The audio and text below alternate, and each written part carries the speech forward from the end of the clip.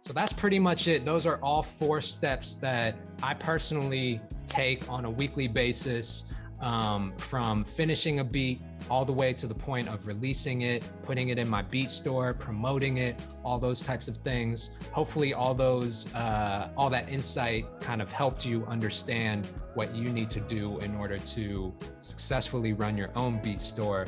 And just as a final note, just some tips that I have for driving more traffic and more sales to your beat store is, number 1, contests. Contests are huge.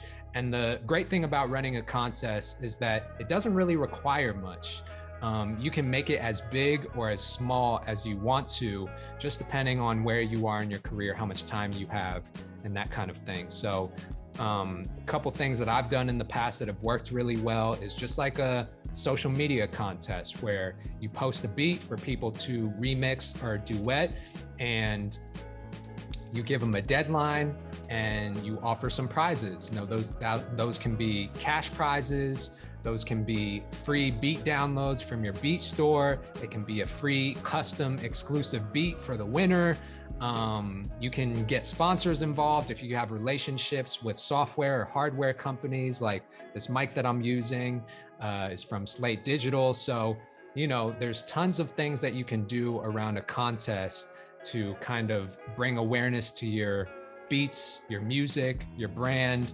It's just good all around for brand building, and I think it gives a lot of value to your audience at the same time. So contests are a great way to do it. Low-key, a cheat code for whether you're an artist or a producer or both, but my number 1 selling beat in my beat store, which I think to this day has generated probably between $20,000 to $30,000 in leases, was a collaboration. It was a beat collab from me and my homie Gummy Beats. And that to this day is one of my top selling beats of all time. So I'm a really, really big advocate of collaboration just because it can bring some different energy. It can bring a different vibe to your music that people might be looking for. And there are also creative ways to promote around a collaboration too.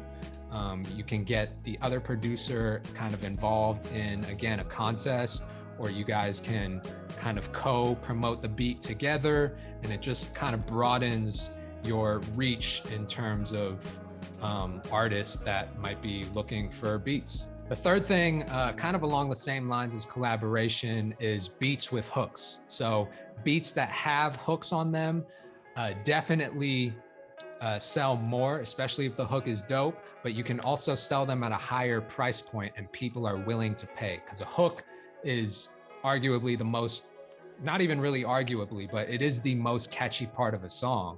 That's what creates the replay value. So if you can have that value already there, there's a lot of artists on YouTube or on BeatStars looking for beats with hooks on them. So find some songwriters, just search beats with hooks, and I'm sure you'll find a ton of artists who kind of specialize in selling or leasing, working with producers and putting hooks on those beats. And you can start reaching out to them, or you might know some other songwriters, or maybe you're an artist yourself that has ideas for these hooks while you're cooking up these beats. And I think that's a great way to just continue building more revenue, expanding your audience and your reach, and selling them at a higher price point. Above all else, do not forget the golden rules. I'm gonna go over them one more time. Consistency. So you heard me say all throughout this course, don't overcommit yourself. Keep it very simple. Make sure that it's repeatable and that you're not gonna get burnt out. The second thing, having a good product. Spend a lot of time in the studio just perfecting your craft and getting really, really good at what you do. And I promise you the customers are gonna come. The third thing, pick your lane.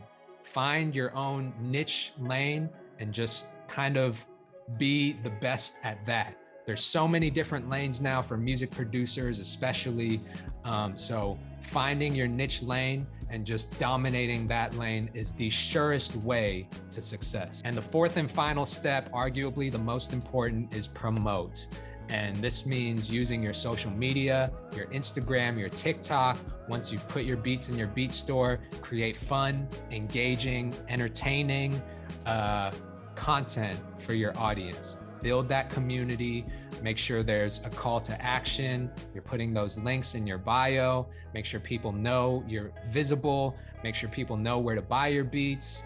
And you want to stay in their face. That's the consistency part. So those are the most important, my 4 golden rules of selling beats online. I hope this course helped you. If it did, reach out to me on Instagram or on TikTok, shoot me a DM, drop me a comment. Really appreciate all the feedback from you guys. I just wanted to make sure that I gave back to the producer community and, helped more of you become successful in what it is that you love to do. So hopefully this helped, and see you in the next course.